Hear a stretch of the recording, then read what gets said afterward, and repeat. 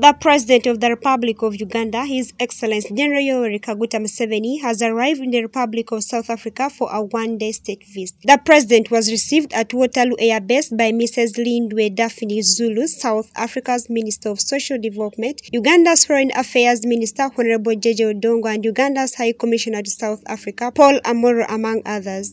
The President will meet with his South African counterpart, His Excellency Cyril Ramaphosa, at the Union buildings and witness the signing of several bilateral agreements, among other engagements.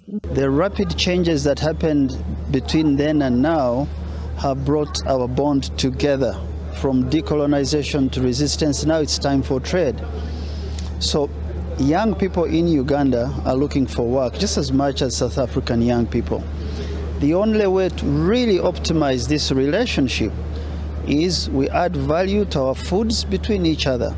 So we produce so much food, but we can't keep it in the shelf for long.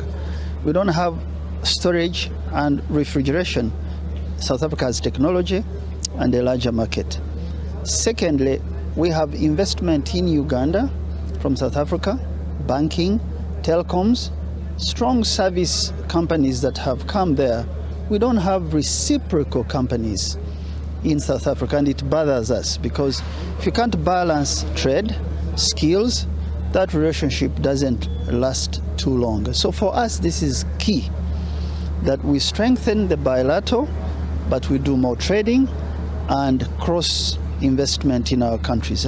Both presidents will address a press conference at the Union building, and shortly after, President Museveni will leave for Freedom Park, where the history of the heroes that fought against apartheid and for the independence of South Africa is showcased. Today, South Africa chairing this committee is so critical because Uganda is in Eastern Congo at the invitation of East African community, because Congo has joined us, to deal with rebel groups, insecurity in Eastern Congo.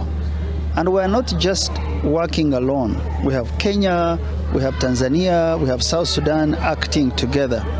Adding a South African capacity and voice at this time is very critical. But let me also tell you, beyond security and politics, Uganda is opening roads in Eastern Congo, because to trade is to create jobs, is to end insecurity. President Museveni and his host will address the Business Forum of Entrepreneurs from Uganda and South Africa at Galange Convention Center, Midrand. The forum is being attended, among others, by several ministers and members of parliament from Uganda. Trade relations between the two countries continue to grow from strength to strength. Uganda's export to South Africa include cotton, tobacco, coffee, and fresh flowers. South Africa's export include machinery, motorcars, plastics, chemicals and electronics, parts and accessories, petroleum, live animals, books and new prints, textiles, footwear, vehicles, and household goods. Anselm Ojaru, Sarah Chirabo, live at 8.